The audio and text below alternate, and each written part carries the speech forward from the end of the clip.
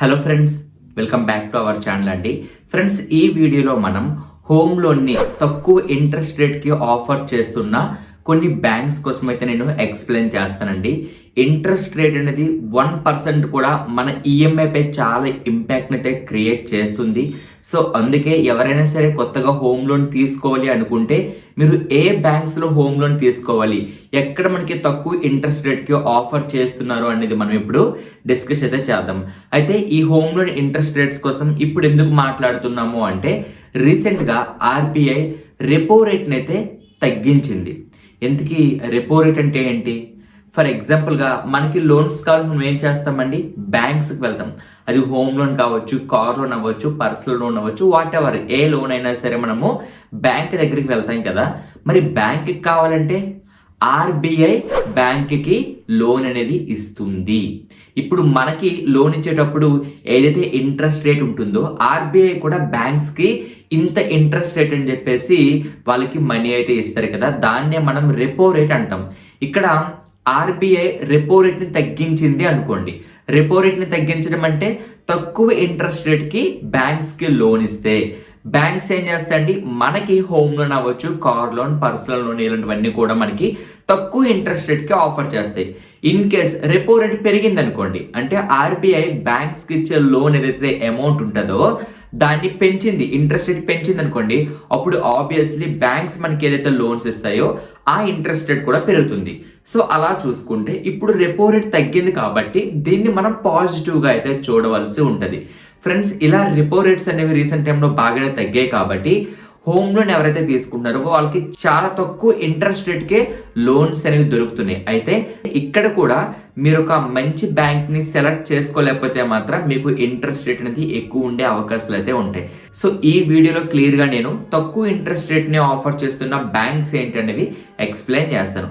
Friends, ఇంకా late చేయకుండా వీడియోని స్టార్ట్ చేద్దామండి. స్టార్ట్ చేసే ముందు ప్రతి ఒక్కరు వీడియోని లైక్ చేయండి. ఫ్రెండ్స్, మీరు చేసే లైక్ చాలా ఇంపార్టెంట్ అండి.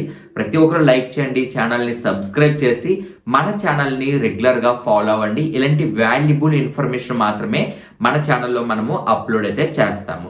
సో ప్రతి ఒక్కరు లైక్ చేసే వీడియోని కంటిన్యూ చేయడానికి ప్రయత్నించండి. ఫ్రెండ్స్, మీకు రెపో రేట్ అంటే ఒక క్లారిటీ అయితే వచ్చింది కదండి. అయితే ఆల్రెడీ ఎవరైతే హోమ్ లోన్ తీసుకున్నారో వాళ్ళకి కొన్ని డౌట్స్ అయితే ఉండొచ్చు. కొంతమందికి లోన్ అనేది ఈఎంఐ అనేది 1 to 3 monthsలో అయితే తగ్గుతుంది, ఇంకా కొంతమందికి తగ్గపోవచ్చు. అదేంటి అంటే, ఫర్ ఎగ్జాంపుల్గా ఎప్పుడైతే మీరు హోమ్ లోన్ తీసుకున్నారో ఆ టైంలో మీరు ఫ్లోటింగ్ ఇంట్రెస్ట్ రేట్స్కి లోన్ తీసుకుంటే మాత్రం రెపో రేట్ తగ్గిన ప్రతిసారి కూడా మీ ఈఎంఐ అనేది తగ్గుతుంది. అదేవిధంగా రెపో రేట్ పెరిగితే మీ ఈఎంఐ కూడా పెరుగుతుంది. కానీ ఎవరైతే ఫిక్స్డ్ ఇంట్రెస్ట్ రేట్స్కి లోన్ తీసుకున్నారో వాళ్ళకి మాత్రం రెపో రేట్ తగ్గినా పెరిగినా ఎలాంటి చేంజెస్ కూడా ఉండవు. సో ఇది కూడా మీరు గుర్తుపెట్టుకోవాల్సి ఉంటుంది. ఎందుకంటే మీరు ఒక ఫ్రెండ్తో కానీ ఎవరితోనే కంపారిజన్ చేసుకునేటప్పుడు వాళ్ళకి లోన్కి ఈఎంఐ తగ్గింది, నాకు ఎందుకు తగ్గలేదు అని చెప్పి మీకు డౌట్ అయితే రావచ్చు. సో ఇక్కడ floating interest rates and fixed interest rates అనే 2 ఆప్షన్స్ ఉంటాయి. మీరు హోమ్ లోన్ తీసుకునేటప్పుడు మీ మేనేజర్ కూడా మీకు ఎక్స్ప్లెయిన్ చేస్తారండి దీనికోసం. సో అందుకే మీరు ఫిక్స్డ్ తీసుకున్నారు అంటే మీకు ఎలాంటి చేంజ్ కూడా ఉండదు. ఫ్లోటింగ్ తీసుకుంటే రెపో రేట్ తగ్గితే తగ్గుతాయి, రెపో రేట్ పెరిగితే పెరుగుతాయి. మరి ఫ్లోటింగ్ తీసుకోవాలా, ఫిక్స్డ్ తీసుకోవాలా అంటే నా సజెషన్ ఏంటి అంటే, రెపో రేట్స్ బాగా తగ్గాయి, ప్రెజెంట్ హోమ్ లోన్ చాలా చీప్గా దొరుకుతుంది అంటే యావరేజ్గా చూసుకుంటాం కదా. సో యావరేజ్గా మీరు చూసుకునేటప్పుడు ఇదే ఇంకా లో, ఎందుకంటే తగ్గదు అని మీకు అనిపించినప్పుడు మీరు ఫిక్స్డ్ ఇంట్రెస్ట్ రేట్స్కి తీసుకుంటే మీకు బెనిఫిట్ అయితే ఉంటుంది. లేదు మీరు తీసుకునే టైంకి బాగా హైలో ఉన్నాయనుకోండి ఇంట్రెస్ట్ రేట్స్, మీకు తెలిసిపోతుంది రీసెంట్గా రెపో రేట్స్ పెరుగుతున్నాయి అంటే ఓకే, ఇంట్రెస్ట్ రేట్స్ ఆబ్వియస్లీ హైలోనే ఉంటాయి, తగ్గితే మనకి ఇంట్రెస్ట్ రేట్స్ అనేవి తగ్గుతాయి. నేను ఆల్రెడీ మీకు చెప్పాను, బ్యాంక్స్కి ఆర్బీఐ లోన్ ఇస్తుంది కాబట్టి రెపో రేట్ పెరిగితే మనకు కూడా లోన్స్ అనేవి, ఈఎంఐలు అనేవి బ్యాంక్స్ పెంచుతాయి. అదే రెపో రేటు తగ్గితే ఆబ్వియస్లీ బ్యాంక్స్ మనకైతే ఇంట్రెస్ట్ రేట్స్ని తగ్గిస్తాయి. సో సేమ్ లాజిక్ అనమాట. సో మీరు తీసుకునేటప్పుడు హైలో ఉన్నాయా లోలో ఉన్నాయా అనేది మీరు ఐడెంటిఫై చేయాలి. దీనికి జస్ట్ బేసిక్ నాలెడ్జ్ ఉన్నా సరిపోతుంది, ఓకేనా. సో లోలో ఉన్నాయన్నప్పుడు ఫిక్స్డ్ తీసుకోవడం బెటర్ ఆప్షన్. ఎందుకు అంటే ఒక స్టేజ్కి వచ్చిన తర్వాత డెఫినెట్లీ రెపో రేట్స్ అనేవి పెరగడానికే పాసిబిలిటీ ఉంటుంది కాబట్టి మీరు ఫిక్స్డ్ తీసుకుంటారు కాబట్టి మీకు మంచి బెనిఫిట్ అయితే ఉంటుంది. అదే రెపో రేట్స్ హైలో ఉన్నాయి, ఇంట్రెస్ట్ రేట్స్ హైలో ఉన్నాయి, మీరు ఆ టైంలో లోన్ తీసుకున్నారు, అప్పుడు మీరు ఏం చేయాలంటే ఫ్లోటింగ్ ఇంట్రెస్ట్ రేట్స్ కి తీసుకుంటే ఆర్బీఐ రెపో రేట్స్ ఎప్పుడైతే తగ్గిస్తుందో ఆబ్వియస్లీ అప్పుడే మీ యొక్క ఈఎంఐ కూడా తగ్గుతుంది. అండ్ మీరు గుర్తుపెట్టుకోవాల్సింది ఫిక్స్డ్ తీసుకుంటే మీకు ఈఎంఐలో ఎలాంటి చేంజ్ రాదు, ఫ్లోటింగ్ తీసుకుంటేనే ఆర్బీఐ రెపో రేట్ తగ్గిస్తే తగ్గుతుంది, అదే రెపో రేట్ ని పెంచితే పెరుగుతుంది. సో ఈ క్లారిటీ అనేది మీకు ఉండాలి. అయితే ఇలా రెపో రేట్ కట్ చేయడం వలన మన ఈఎంఐలో ఎలాంటి చేంజ్ వస్తుంది, దీన్ని మనం ఎలా అర్థం చేసుకోవాలనేది ఒక చిన్న ఎగ్జాంపుల్ అయితే చూద్దామండి. ఫ్రెండ్స్, ఫర్ ఎగ్జాంపుల్ గా మీరు ఒక 50 lakhs రూపీస్ లోన్ తీసుకున్నారు అనుకోండి. 20 years కి మీరు 50 lakhs లోన్ తీసుకున్నారు. మీ యొక్క ఇంట్రెస్ట్ రేట్ ఎంత అంటే 8.75% ఉంది అనుకోండి. దానికి గాను మీకు 44,500 రూపీస్ ఈఎంఐ అనేది మీరు పే చేస్తున్నారు ప్రతి మంత్ కూడా. ఓకేనా, ఇది మీకు కంటిన్యూ అవుతుంది. ఇలా కంటిన్యూ అవుతున్నప్పుడు మీరు ఫ్లోటింగ్ ఇంట్రెస్ట్ రేట్స్ కి మీరు లోన్ తీసుకున్నారు అనుకోండి. సో ఆర్బీఐ ఏం చేస్తుందంటే 25 basis points ని తగ్గించింది అనుకోండి. అప్పుడు ఏమవుతుంది, ఆబ్వియస్లీ మీరు ఫ్లోటింగ్ తీసుకున్నారు కాబట్టి ఆర్బీఐ ఎప్పుడైతే రెపో రేట్ ని 0.25% తగ్గించిందో బ్యాంక్స్ కూడా మీ యొక్క ఇంట్రెస్ట్ రేట్స్ ని తగ్గించడానికి పాసిబిలిటీ ఉంటుంది.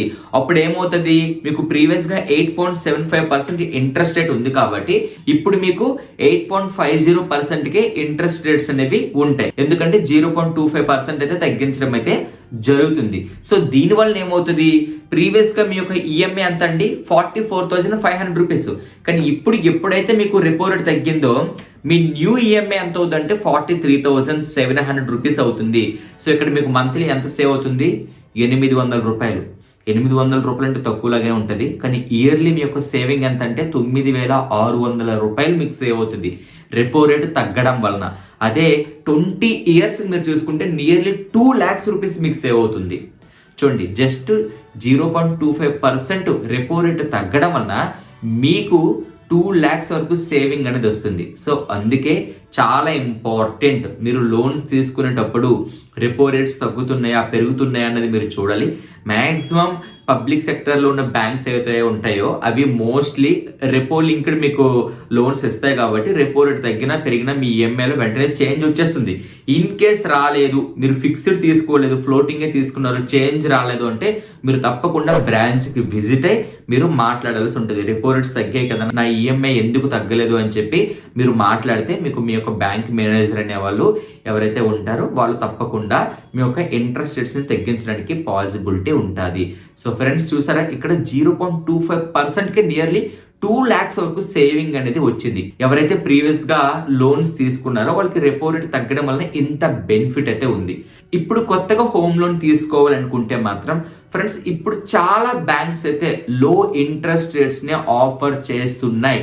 ఇది చాలా మంచి ఆపర్చునిటీ. మరి మేము ఏ బ్యాంక్ దగ్గరికి వెళ్ళాలి, మాకు ఎంతవరకు రావడానికి పాసిబిలిటీ ఉంటుంది అనేది క్లియర్గా ఎక్స్ప్లెయిన్ చేస్తాను. అయితే ఇక్కడ కొంతమంది అనుకోవచ్చు, ఏముందులే ఏ బ్యాంక్ దగ్గరికి వెళ్ళినా సేమ్ ఇంట్రెస్ట్ రేట్స్ ఉంటాయి కదా, ఇందులో మనకి పెద్ద చేంజ్ ఏమి ఉంటుంది అని చెప్పి చాలా మంది అనుకోవచ్చు. ఇక్కడ ఇంకొక చిన్న ఎగ్జాంపుల్ చెప్తా చూడండి. మీకు తక్కువ ఇంట్రెస్ట్ రేట్స్ ను ఆఫర్ చేస్తున్న బ్యాంక్స్ కోసం మీరు ఎందుకు తెలుసుకోవాలి, ఎందుకు మీరు ఆ బ్యాంకులకే పర్టికులర్ గా వెళ్ళాలి అనేది ఇప్పుడు ఇంకొక చిన్న ఎగ్జాంపుల్ ఎక్స్ప్లెయిన్ చేస్తే మీకు ఫుల్ క్లారిటీ వస్తుంది. అప్పుడు ఫైనల్ గా మనం బ్యాంక్స్ కోసం కూడా మాట్లాడేద్దాం. ఓకేనా, సో మీకు అర్థం కావాలని చెప్పి ఇక్కడ నేను ఒక 3 పర్సన్స్ అయితే తీసుకుంటానండి. పర్సన్ ఏ 50 lakhs లోన్ తీసుకుంటున్నాడు 20 years కి. పర్సన్ బి కూడా 50 lakhs లోన్ 20 years కి తీసుకుంటున్నాడు. పర్సన్ సి కూడా 50 lakhs లోన్ ని 20 years కి తీసుకుంటున్నారు. ముగ్గురు కూడా 50 lakhs లోన్ 20 years కి తీసుకుంటున్నారు. కానీ పర్సన్ ఏ ఏం చేస్తారంటే బాగా ఎనాలిసిస్ చేసి, అంటే కొన్ని బ్యాంకులు తిరిగి తక్కువ ఇంట్రెస్ట్ రేట్స్ ని ఏదైతే ఆఫర్ చేస్తుందో అక్కడికి వెళ్ళి 7% ఇంట్రెస్ట్ రేట్ కి హోమ్ లోన్ తీసుకున్నారు. తనకి మంత్లీ ఈఎంఐ 38,765 రూపీస్ పడింది.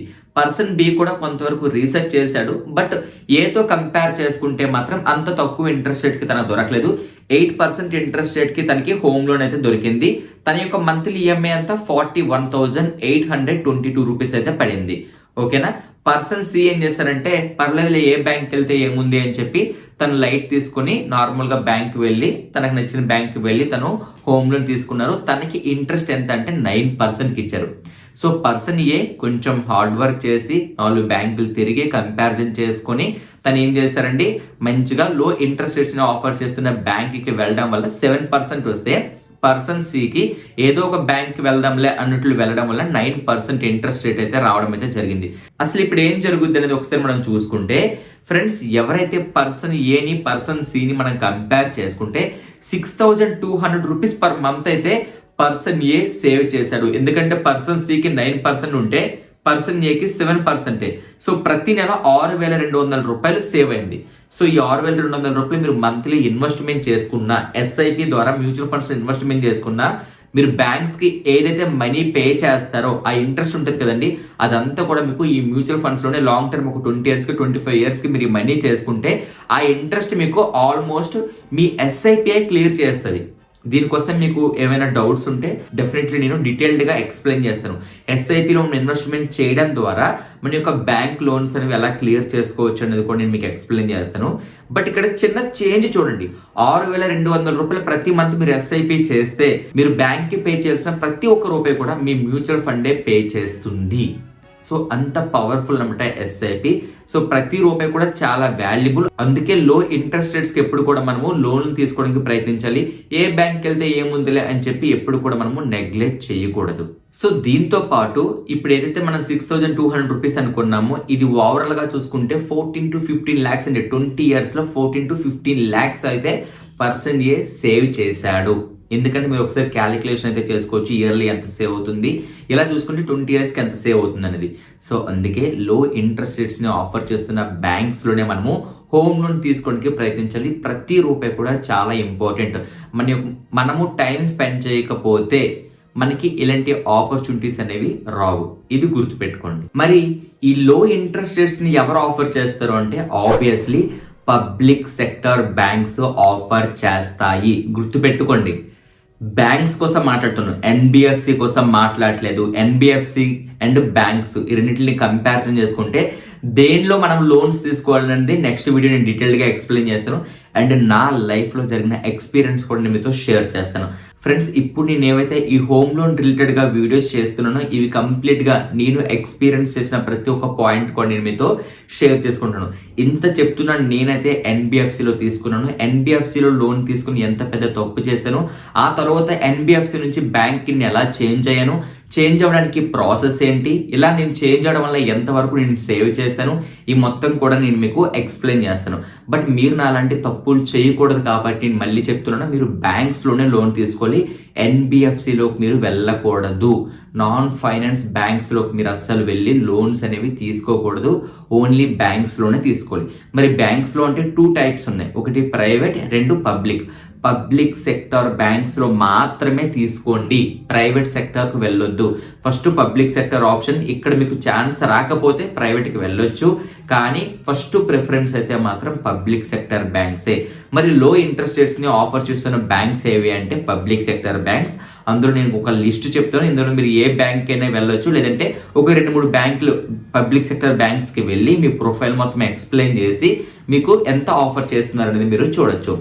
ఇప్పుడు నేను మీకు పబ్లిక్ సెక్టర్లో బెస్ట్ టాప్ బ్యాంక్స్ ఏనో చెప్తానండి. ఫస్ట్ ప్లేస్లో అయితే ఆబ్వియస్లీ ఎస్బీఐ అయితే ఉంటుంది. లో ఇంట్రెస్ట్ రేట్స్ని ఆఫర్ చేస్తున్న బ్యాంక్స్లో ఫస్ట్ ప్లేస్లో అయితే ఎస్బీఐ ఉంది, second bank of Baroda, third one union bank, fourth one Canara bank, fifth one bank of Maharashtra, next Punjab National bank. So ఈ పబ్లిక్ సెక్టర్ బ్యాంక్స్లో మీరు ఫస్ట్ అయితే వెళ్ళి ఎంక్వైరీ చేయండి, మీ ప్రొఫైల్ ఏంటి, మీరు శాలరీడా, సెల్ఫ్ ఎంప్లాయిడా, మీకు ఇయర్లీ ఎంత మనీ వస్తుంది, ఈ మొత్తం కూడా క్లియర్గా మీరు ఎక్స్ప్లెయిన్ చేయండి. ఎక్స్ప్లెయిన్ చేసిన తర్వాత నాకు ఎంత ఇంట్రెస్ట్ రేట్స్కి లోన్ రావచ్చు అనేది అడగండి. అడిగితే వాళ్ళు మీకు చెప్తారు క్లియర్గా, మీకు ఒక 7% లేదంటే 7.5%, 8% అనేది ఎక్స్ప్లెయిన్ చేస్తారు. ఇలా ఒక 2-3 బ్యాంక్స్ని మీరు కంపారిజన్ చేసుకుని అందులో మీకు ఏది బెటర్ అనిపిస్తే అందులో అయితే తీసుకోవచ్చు. మరి మీరు లో ఇంట్రెస్ట్ రేట్స్ని ఆఫర్ చేస్తున్న బ్యాంక్స్ చెప్తారన్నారు కదా అంటే ఎస్ చెప్తున్నాను. అదే మొదటి బ్యాంక్ ఏంటంటే ఎస్బీఐ. వీళ్ళు లో ఇంట్రెస్ట్ రేట్స్ని ఆఫర్ చేస్తూ ఉంటారు. నెక్స్ట్ ప్లేస్లో బ్యాంక్ ఆఫ్ బరోడా ఉంది, వీళ్ళు కూడా సేమ్ అంతే. అండ్ నెక్స్ట్ ప్లేస్లో యూనియన్ బ్యాంక్ అవ్వచ్చు, కెనరా బ్యాంక్ అవ్వచ్చు, bank of Maharashtra and Punjab National bank. So మీకు ఆల్రెడీ చెప్పాను కదా, నేను ఎన్బిఎఫ్సిలో లోన్ తీసుకున్న తర్వాత నేను ఏం చేశానంటే 1 ఇయర్ తర్వాత నేను పబ్లిక్ సెక్టర్ బ్యాంకే షిఫ్ట్ అయ్యాను. అప్పుడు నాకు అంత నాలెడ్జ్ లేకపోవడం వల్ల నేను ఎన్బిఎఫ్సిలో తీసుకున్నాను. ఇప్పుడు నాకు ఒక క్లారిటీ వచ్చింది కదా. సో ఎప్పుడైతే నాకు ఒక క్లారిటీ వచ్చిందో నాలా ఇంకెవరు కూడా తప్పులు చేయకూడదు, ఈ ఎన్బిఎఫ్సి ట్రాప్లో పడకూడదు అని చెప్పి నేను ఇలాంటి వీడియోస్ అనేవి చేయడం అయితే స్టార్ట్ చేశాను. సో మళ్ళీ చెప్తున్నాను, మీరు ఫ్రెష్గా హోమ్ లోన్ తీసుకోలేదు, తక్కువ ఇంట్రెస్ట్ రేట్కే కావాలంటే పబ్లిక్ సెక్టర్ బ్యాంక్స్ ఎస్బీఐకి అయితే మీరు వెళ్ళడానికి ప్రయత్నించండి. ఫస్ట్ అక్కడికి వెళ్ళి ఒక 2-3 బ్యాంక్స్ పబ్లిక్ సెక్టర్ బ్యాంక్స్ని కంపారిజన్ చేసుకుని మీకు బెటర్గా అనిపించిన దగ్గర మీరు తీసుకోవచ్చు. ఇన్ కేస్ మీకు పబ్లిక్ సెక్టర్ బ్యాంక్లో లోన్ దొరకకపోతే నెక్స్ట్ ఏం చేయాలి? ప్రైవేట్ సెక్టర్ బ్యాంక్స్కి అయితే మీరు వెళ్ళవలసి ఉంటుంది. సో ప్రైవేట్ సెక్టర్ బ్యాంక్స్ అంటే HDFC bank, ICICI bank, Kotak Mahindra bank. So ఈ ప్రైవేట్ బ్యాంక్స్ ఏవైతే ఉన్నాయో యాక్సిస్ బ్యాంక్ అని, వీళ్ళ దగ్గరికి వెళ్ళి మీ ప్రొఫైల్స్ ఇచ్చి ఒక బ్యాంక్ దగ్గరికి వెళ్ళొద్దు. హెచ్డిఎఫ్సి, ఐసిఐసి, యాక్సిస్ ముగ్గురు దగ్గరికి వెళ్ళండి. వెళ్ళి మీ ప్రొఫైల్ ఇచ్చి ఎంత ఇంట్రెస్ట్ రేట్స్ వీళ్ళు ఆఫర్ చేస్తున్నారో తెలుసుకొని మీకు దేనిలో తక్కువ ఉంటే అక్కడ తీసుకోవడానికి ప్రయత్నించండి. ఫస్ట్ అయితే పబ్లిక్ సెక్టర్ బ్యాంకే వెళ్తాం. అక్కడ మీ ప్రొఫైల్కి మేబీ లోన్ రాలేదు అన్నారనుకోండి, వర్స్ట్ కేసు చెప్తున్నా, అప్పుడు ప్రైవేట్ సెక్టర్కి వెళ్ళొచ్చు. అంతేగాని ఎన్బిఎఫ్సికి మాత్రం ఎవరు ఎన్ని చెప్పినా సరే ఎన్బిఎఫ్సికి అయితే వెళ్ళకండి. ఫస్ట్ పబ్లిక్ సెక్టర్, 2 ప్రైవేట్ సెక్టర్కి అయితే మీరు వెళ్ళొచ్చు. అక్కడే మనకు లోన్ దొరికితే హ్యాపీగా పబ్లిక్ సెక్టర్లోనే మనము లోన్ అయితే తీసుకోవాల్సి ఉంటుంది. ఫ్రెండ్స్, అయితే ఇక్కడ ఇంకొక విషయం కూడా గుర్తుపెట్టుకోండి. ఇద్దరు పర్సన్స్, ఫర్ ఎగ్జాంపుల్గా పర్సన్ ఏ, పర్సన్ బి, ఇద్దరు కూడా ఎస్బీఐకి లోన్కి వెళ్ళారు. ఇద్దరికి లోన్ ఇచ్చినా సరే నాకు తెలిసి కొంతమందికి 7% వస్తే కొంతమందికి 7.5% రావచ్చు, కొంతమందికి 7.5 వస్తే కొంతమందికి 8% వచ్చే అవకాశాలు కూడా ఉంటాయి. అదేంటి, సేమ్ బ్యాంక్ వెళ్ళినా సరే ఇలా ఎందుకు జరుగుతుంది అంటే మీ ప్రొఫైల్ పై కూడా డిపెండ్ అయి ఉంటుంది. ఫర్ ఎగ్జాంపుల్గా మీ సిబిల్ చాలా బాగుంది అనుకోండి, 750+ ఉంది, మంచిగా సిబిల్ మంచిగా ఉంది, మీరు అన్ని లోన్స్ కూడా టైంకి క్లియర్ చేస్తున్నారు, పర్సనల్ లోన్స్ తీసుకున్నారు, క్రెడిట్ కార్డ్స్ అవ్వచ్చు, ఇవన్నీ కూడా మీరు టైం టు టైం మీరు క్లియర్ చేస్తూ ఉంటే మీ సిబిల్ బాగుంటుంది. అప్పుడు ఆబ్వియస్లీ లోయెస్ట్ ఇంట్రెస్ట్ రేట్స్ ఎంత లో ఉంటే అంత లోకి మీకు ఆఫర్ చేస్తారండి. ఇది పక్కా చెప్తున్నాను. మోస్ట్ ఇంపార్టెంట్ పాయింట్ ఇది, మర్చిపోవద్దు. మీరు చెప్పారు పబ్లిక్ సెక్టర్ బ్యాంక్కి వెళ్తే తక్కువకి ఇస్తారని, వాళ్ళకి తక్కువ ఇచ్చారు మాకు ఎక్కువకి ఇచ్చారు అంటే ఇది కూడా చాలా ఇంపార్టెంట్. సిబిల్, మీ సిబిల్ బాగుంది అంటే లో ఎంత లో ఉంటే 6% ఉంటే 6% కూడా మీకు ఆఫర్ చేస్తారు. మీ సిబిల్ బాగుందంటే, బాగోలేదన్నప్పుడు కంపారిజన్ చూసుకుంటే మాత్రం కొంచెం అంటే ఎవరిదైతే సిబిల్ మంచిగా ఉందో, ఫర్ ఎగ్జాంపుల్ 750 ఉంది ఒకరికి, మీకు 700 ఉంది అనుకోండి, అప్పుడు కంపారిజన్ చూసుకుంటే తనది బెటర్గా ఉంది కాబట్టి తనకి లో ఇంట్రెస్ట్ రేట్స్కి వచ్చి మీకు కొంత ఎక్స్పెన్సివ్గా వచ్చే అవకాశాలు ఉంటాయి. అలా అని చెప్పి మరీ మీరు ప్రైవేట్కి వెళ్తే వచ్చేంత కాదండి, కాకపోతే ఆ మాత్రం లిటిల్ బిట్ మీకు కొంచెం డిఫరెన్స్ అనేది తప్పకుండా ఉంటుంది. కాబట్టి మీ యొక్క సిబిల్ చాలా బాగుండాలి. మరి అది బాగుండాలంటే మీరు పర్సనల్ లోన్ తీసుకున్నారు, టైం టు టైం క్లియర్ చేసేయాలి. ఈఎంఐ లేవు కూడా మీరు పెండింగ్ పెట్టకుండా క్లియర్గా టైం టు టైం క్లియర్ చేస్తూ, క్రెడిట్ కార్డ్ బిల్స్ కూడా ప్రతి మంత్ క్లియర్ చేస్తారనుకోండి, మీ యొక్క సిబిల్ ఆబ్వియస్లీ బాగుంటుంది. అప్పుడు లో ఇంట్రెస్ట్ రేట్స్కి మీకు ఆఫర్ చేస్తారు. అండ్ సెకండ్ వన్ ఏంటంటే మీరు శాలరీడా సెల్ఫ్ ఎంప్లాయ్ అనేది కూడా చూస్తారు. అంటే బిజినెస్ చేస్తున్నారా అది కూడా మీకు చూస్తారు. సో శాలరీ పర్సన్తో కంపేర్ చేసుకుంటే సెల్ఫ్ ఎంప్లాయ్ అదే బిజినెస్ పర్సన్ ఎవరైతే ఉంటారో వాళ్ళకి కొంచెం లిటిల్ బిట్ ఇంట్రెస్ట్ రేట్స్ అనేవి ఎక్కువ ఉండే అవకాశాలు ఉంటాయి. శాలరీడ్ పర్సన్ ఎవరైతే ఉన్నారో తనకైతే ఇంకా కొంచెం బెటర్గా ఉండే అవకాశాలు అయితే ఉంటాయి. అంటే మీ ప్రొఫైల్ బట్టి కూడా కంపారిజన్ ఉంటుంది. అంటే మీకు మళ్ళీ డౌట్స్ రావచ్చు, మేము ఇప్పుడు ఇద్దరం కూడా ఎస్బీఐకే వెళ్ళాం మీరు చెప్పినట్లు, కానీ అక్కడ మీకు ఎందుకు ఇలా వచ్చిందంటే మీ ప్రొఫైల్ పైన కూడా ఆధారపడి ఉంటుంది. సో సిబిల్ అవ్వచ్చు, మీరు శాలరీడా బిజినెస్సా, ఇది కూడా మీకు చాలా ఇంపార్టెంట్ ఫ్యాక్టర్. అండ్ ఇంకొక పాయింట్ ఏంటంటే హోమ్ లోన్ తీసుకునేటప్పుడు మీ పేరున కాకుండా మీ వైఫ్ పేరున మీరు తీసుకోగలిగితే మీకు ఇంకా ఇక్కడ ఫర్ ఎగ్జాంపుల్గా మీకు ఒక 6% వచ్చింది అనుకోండి ఇంట్రెస్ట్ రేటు, దాని మీద ఇంకా కొంచెం తక్కువకి వచ్చే అవకాశాలు అనేవి ఉంటాయి. సో వీటితో పాటు మీరు తీసుకునే లోన్ అమౌంట్ అవ్వచ్చు, టెన్యూర్ అవ్వచ్చు, మీరు ఎన్ని ఇయర్స్ టెన్యూర్ పెట్టుకుంటున్నారు, మీ ఏజ్ ఎంత, సో దీన్ని కూడా బ్యాంక్స్ అయితే క్యాలిక్యులేట్ చేస్తాయి, పక్కా క్యాలిక్యులేట్ చేస్తాయి. మీరు డీటెయిల్డ్గా అడిగితే మీకు ఎక్స్ప్లెయిన్ చేస్తారు, లేకపోతే మీ ప్రొఫైల్కి ఎంత వస్తుందని సింపుల్గా చెప్పేస్తారు. కానీ మీరు డీటెయిల్డ్గా అడగండి, ఏంటి ప్రాబ్లం ఏంటి అని అడిగేటప్పుడు మీకు క్లియర్గా ఎక్స్ప్లెయిన్ అయితే చేస్తారు. సో మీ ఏజ్ ఎంత, మీరు ఎన్ని ఇయర్స్కి లోన్ తీసుకోవాలనుకుంటున్నారు, అండ్ మీరు ఎంత లోన్ తీసుకుంటున్నారు, సో దీనిపైన కూడా మీ యొక్క ఇంట్రెస్ట్ రేట్స్ అనేవి డిపెండ్ అయ్యే అవకాశాలు అయితే ఉంటాయి. సో ఫ్రెండ్స్ మీకు అర్థమైంది కదండి. ఏదేమైనప్పటికీ ఒక్క విషయం అయితే క్లియర్గా చెప్తా, గుర్తుపెట్టుకోండి. మీరు హోమ్ లోన్ తీసుకునేటప్పుడు మీరు తీసుకోవాల్సిన జాగ్రత్తలు ఏంటంటే, ఇంట్రెస్ట్ రేట్స్ అనేవి హైలో ఉన్నాయి అన్నప్పుడు ఫ్లోటింగ్ ఇంట్రెస్ట్ రేట్స్కే మీరు లోన్స్ అనేవి తీసుకోవాలి. సెకండ్ వన్, ఇంట్రెస్ట్ రేట్స్ అనేవి తక్కువ ఉన్నాయి అన్నప్పుడు మీరు ఫిక్స్డ్కి అయితే తీసుకోవచ్చు. అయితే ఇక్కడ ఇంకా కొన్ని బ్యాంక్స్ ఏం చేస్తాయంటే ఫిక్స్డ్ కంటే కూడా ఫ్లోటింగే మీకు పెట్టే అవకాశాలు ఉంటాయి. ఫిక్స్డ్ కావాలంటే మీరు ముందే మాట్లాడుకోండి, మాకు ఫిక్స్డ్ కావాలి అని చెప్పి ముందే మీరు మేనేజర్తో మాట్లాడాల్సి అయితే ఉంటుంది. సో ఫ్రెండ్స్, రెపో రేట్స్ మీకు తగ్గితే ఫ్లోటింగ్ అయితే మీ యొక్క ఈఎంఐ తగ్గుతుంది. రెపో రేట్స్ పెరిగితే మీ ఈఎంఐ అనేది పెరుగుతుంది. ప్రతి ఒక్క 1%, 0.25% కూడా మీ ఈఎంఐపై ఇంపాక్ట్ని క్రియేట్ చేస్తుంది. సో నెగ్లెక్ట్ చెయ్యొద్దు. అండ్ ఎవరైతే కొత్తగా హోమ్ లోన్ తీసుకోవాలనుకుంటున్నారో ఫస్ట్ పబ్లిక్ సెక్టర్ బ్యాంక్స్ మాత్రమే వెళ్ళండి. SBI, Canara Bank, Punjab National Bank, ఇవి ఏవైతే పబ్లిక్ సెక్టర్ బ్యాంక్స్ ఉన్నాయో వీటికి వెళ్ళండి. పబ్లిక్ సెక్టర్ బ్యాంక్ లో మీ హోమ్ లోన్ అనేది రిజెక్ట్ అయితే నెక్స్ట్ ప్రైవేట్ సెక్టర్ బ్యాంక్ వెళ్ళండి. ఏ ఆప్షన్ లేదన్నప్పుడు ఇంకా తప్పదు కదా, అప్పుడు ఎన్బిఎఫ్సికి అయితే మీరు వెళ్ళొచ్చు. సో మీకు అర్థమైంది అనుకుంటున్నాను. ఏదైనా డౌట్స్ ఉంటే మీరు కామెంట్స్లో పెట్టండి. ఈ నెక్స్ట్ వీడియోస్లో ఏం చెప్తాను అంటే నేను లైఫ్లో ఫేస్ చేసినవి చెప్తున్నానండి. సో క్లియర్గా ఎన్బిఎఫ్సి అండ్ బ్యాంక్స్కి కంపారిజన్ అనేది ఎక్స్ప్లెయిన్ చేస్తాను. అండ్ నేను ఎన్బిఎఫ్సి నుంచి బ్యాంక్స్కి ఎలా చేంజ్ అయ్యాను, ప్రాసెస్ ఏంటో నేను మీకు ఎక్స్ప్లెయిన్ అయితే చేస్తాను. అండ్ మీరు కొత్తగా హోమ్ తీసుకోవాలి అనుకుంటే మీరు ఎలాంటి ఫ్యాక్టర్స్ని ఫోకస్ చేయాలి, మిమ్మల్ని బిల్డర్స్ ఎలా మోసం చేస్తారు, ఇవన్నీ కూడా నేను మీకు ఎక్స్ప్లెయిన్ చేస్తాను. ఏ డాక్యుమెంట్స్ వెరిఫై చేసుకోవాలి, ఈ మొత్తం ఇన్ఫర్మేషన్ కూడా నేను మీకు ఎక్స్ప్లెయిన్ చేస్తాను. సో ఫ్రెండ్స్, చూసారు కదండి, ఈ కంటెంట్ అనేది మీకు కంటిన్యూ చేయాలంటే ప్రతి ఒక్కరు వీడియోని లైక్ చేసి ఛానల్ని సబ్స్క్రైబ్ చేయండి ఫ్రెండ్స్. అలానే మీరు కొత్తగా ఎవరైనా సరే స్టాక్ మార్కెట్లో ఇన్వెస్ట్మెంట్ చేయాలనుకుంటే, ఇన్వెస్ట్మెంట్ అనేది తప్పకుండా మన లైఫ్లో ఉండాల్సిందే, మనకి వేరే ఆప్షన్ లేదు. ఇన్ఫ్లేషన్ పెరుగుతుంది కాబట్టి మనం ఇన్వెస్ట్మెంట్స్ అనేవి చేయాలి. సో మీరు స్టాక్ మార్కెట్లో కొత్తగా ఇన్వెస్ట్మెంట్ చేయాలి అనుకుంటే, లేదంటే ఐపీఓలో మీరు పార్టిసిపేట్ చేయాలనుకున్నా, మ్యూచువల్ ఫండ్స్లో ఇన్వెస్ట్మెంట్ చేయాలనుకున్నా, లేదంటే మీరు స్టాక్ మార్కెట్లో ట్రేడింగ్ చేయాలనుకున్నా సరే మీకు ఒక డీమేట్ అకౌంట్ అవసరం. సో ఫ్రెండ్స్, మీరు ఎవరైనా సరే కొత్తగా ఫ్రీగా డీమ్యాట్ అకౌంట్ ఓపెన్ చేసుకోవాలంటే మనము ఏంజల్ వన్లో సబ్ బ్రోకర్గా వర్క్ చేస్తుంది. మీకు ఎలాంటి డౌట్స్ ఉన్నా సరే నేను మీకు ఫ్రీగా అయితే హెల్ప్ చేస్తానండి. సో డిస్క్రిప్షన్లో ఏంజల్ వన్కి సంబంధించిన రిఫరల్ లింక్స్ అనేవి ప్రొవైడ్ చేస్తాను. ఇంట్రెస్ట్ ఉన్న ప్రతి ఒక్కరూ ఓపెన్ చేసుకోండి. ఫ్రీగా మీరు డీమ్యాట్ అకౌంట్ అనేది ఓపెన్ చేసుకోవచ్చు. ఒక్క రూపాయి కూడా వాళ్ళు ఛార్జ్ అయితే చేయట్లేదు. ఫ్రీ డీమ్యాట్ అకౌంట్ కోసం డిస్క్రిప్షన్లో లింక్స్ ద్వారా మీరు అకౌంట్ అయితే ఇప్పుడే ఓపెన్ చేసుకోండి. ఇక ఫ్రెండ్స్, ఈ వీడియోని లైక్ చేసి ఛానల్ అయితే సబ్స్క్రైబ్ చేయండి. Thank you so much friends. Equity, F&O, SIPs, all on board. Open free DMAT account now. Investments in securities market are subject to market risks. Read all the related documents carefully before investing.